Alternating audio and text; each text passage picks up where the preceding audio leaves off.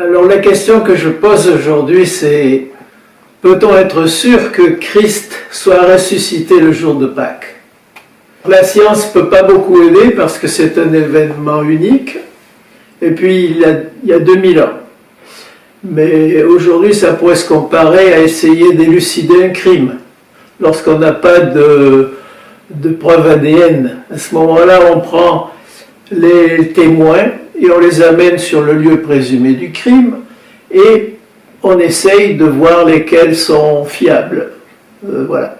Un des critères que je trouve fiable dans les premiers témoins de la résurrection, c'est qu'ils savent précisément à quel moment ils ont compris qu'est-ce qui se passait, que le Christ était ressuscité, et où et quand et comment, et puis ils ajoutent même des détails qui ne prouvent rien de plus, mais qui nous attestent qu'ils étaient là vraiment à ce moment-là en train de faire cette expérience.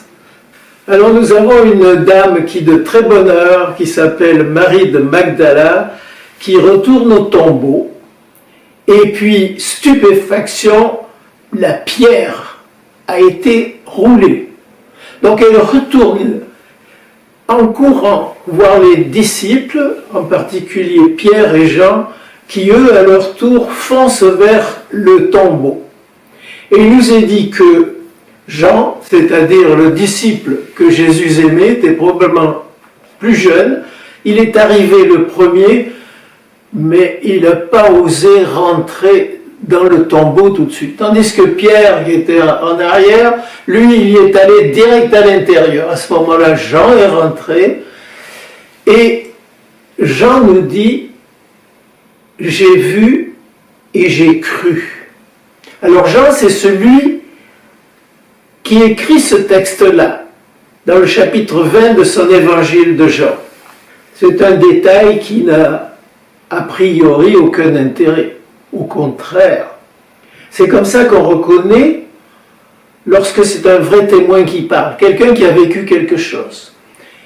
Et ça a été tellement frappant pour Jean, ce qu'il a vu, on ne sait pas encore ce que c'est, on ne le saura peut-être jamais, mais attaché au fait qu'il a reconnu que le corps n'était plus là, que le tombeau était vide, pour lui, il a cru. Ça lui a pris de voir quelque chose. Et il associait ça avec le fait qu'il ne soit pas rentré le premier, qui a priori est un détail sans aucun intérêt. Dans ma propre carrière, j'ai trouvé à un moment donné quelque chose de vrai que j'ai compris, je cherchais quelque chose. Une fois c'était une équation pendant que je faisais mes études, une autre fois c'était une façon de faire, et j'ai réfléchi longtemps, et cette fois-là, je me souviens exactement où j'ai pensé à ça. Je me suis appuyé comme ça, et là, oui, j'étais concentré quelques secondes, et ça m'est venu. Je suis vite monté au bureau, et c'était une très bonne idée. Donc, quand on découvre ou qu'on reconnaît que vous avez quelqu'un qui va vous dire: ah ben, j'avais vu cette personne, mais je ne savais pas où. Et au moment de sortir de la maison sur le seuil, j'ai pensé: oui, c'est ça. J'ai reconnu que cette personne, je l'avais rencontrée, c'était la fille de, etc. Alors Jean, il a vu quelque chose dans ce tombeau. C'était peut-être, vous voyez, ça c'est un thermos, mais ça représente le corps qui est emballé de Jésus. Et puis ça peut-être, c'est son turban avec des bandeaux ici, et il semble que peut-être ce que Jean a vu et il a cru, c'est qu'il a pu voir que, si vous voulez, le tissu avec tous les aromates, il paraît qu'il y avait 30 kilos de choses qu'on avait amenées, il a vu d'un côté que c'était vide, puis il a vu de l'autre côté c'était vide aussi. Il a vu quelque chose et il l'a cru. Cette Marie de Magdala, elle est revenue quelques instants plus tard. Elle s'est mise à pleurer. Et là, il y a quelqu'un qui lui dit derrière: pourquoi pleurez-vous? Qui cherchez-vous? Et elle ne s'attendait pas à voir Jésus. Elle l'a vu horizontal, mort, immobile. Elle l'a pris pour le jardinier. Ça, c'est un autre détail, qu'il soit jardinier ou autre. En tout cas, elle l'a pris pour un jardinier. C'est un détail qui est resté 2000 ans dans les Écritures, qui est sans importance, mais qui nous dit que c'est ça qu'elle a vécu. Et ce que je trouve magnifique, c'est la façon dont Jésus lui a permis de comprendre qu'il était ressuscité. Je ne sais pas comment il a dit, je vais essayer d'imaginer comment il a dit. Il a juste dit « Marie ». Et tout de suite, elle a dit « Maître ». Elle l'a reconnu, elle s'est agrippée à lui. Et lui, il a dit « Ne me retiens pas, Marie, parce que je ne suis pas encore monté vers mon Père. Il faut que je monte d'abord vers mon Père. » Dans la même journée, il y a eu 2 disciples à 2 heures de route de Jérusalem, et puis ils étaient effondrés. Ils étaient probablement avec ceux qui ont crié « Hosanna au fils de David, le roi, celui qui vient de Dieu !» Et là, ils ont assisté à une foule qui a crié « Crucifie !»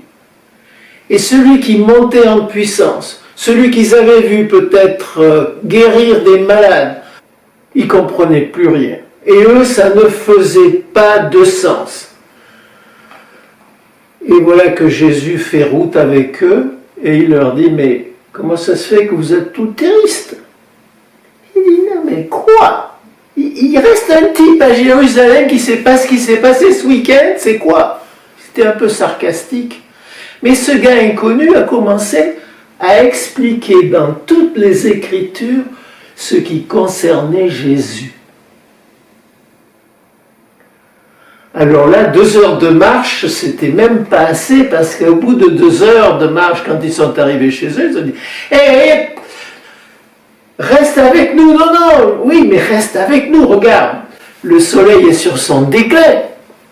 Alors ils ont pris l'apéro ensemble, et il a continué à leur dire des choses des Écritures, et là il commençait à voir qu'il fallait que le Christ meure pour rentrer dans son règne. Et là ils se sont mis à table, et au moment de couper le pain, le Christ a remercié son Père, et il a rompu le pain, et à ce moment-là, il l'a reconnu, mais le Christ a disparu autour d'eux. Alors moi je sais bien que ils nous disent que c'est à cause du pain, mais ça n'a rien à voir avec le pain. Ça fait un beau message quand après on fait la Sainte Seine, d'accord. Mais en fait, c'est qu'ils se sont attachés à ce moment où ils ont compris, ils sont attachés, c'était au moment du rompre le pain. Mais en fait, ils le disent tout de suite après, c'est pas à cause du pain. Ils disent, le pain m'a fait du... Non, ils disent, nos cœurs ne brûlaient-ils pas en chemin lorsqu'ils nous racontaient les Écritures? Et se levant à l'heure même, ils retournèrent à Jérusalem, à fond la caisse, pour aller raconter ça aux 12. Mais même là, le Seigneur a été tellement bon. Il s'est présenté avec... Là où les disciples s'étaient barricadés, il est rentré et il leur a dit, c'est moi, c'est bien moi, regardez mes mains. L'apôtre Pierre, il avait compris, il avait renié le Christ, mais là il avait vraiment compris. 50 jours plus tard, à la Pentecôte, il y avait une foule immense dans Jérusalem. Il leur a dit, le Christ que vous avez crucifié, eh bien Dieu l'a ressuscité. Il n'y en avait pas un qui a de rouspété là-dedans. L'apôtre Paul, 25 ans plus tard, qu'est-ce qu'il dit? Il dit le Christ est vraiment ressuscité, il a apparu à beaucoup, il a apparu à 500 personnes en même temps. Ça se trouve dans 1 Corinthiens 15. Qu'est-ce que c'est ces 500 personnes? À mon avis, c'est des gens qui habitaient la Galilée. Il a multiplié le pain pour des milliers de personnes. Il y en avait là 500 qui l'ont vu en Galilée et qui ont pu témoigner qu'il était vraiment ressuscité. Et alors je ne comprends pas exactement pourquoi il y a des gens qui disent « Ah, c'est la résurrection, c'est le Jésus de la foi ». Non, c'est un fait. C'est un fait. C'est un fait. Il y a des vrais témoins. Le Christ est ressuscité. C'est comme ça que le christianisme a commencé, pas sur une fable, sur un fait. Amen.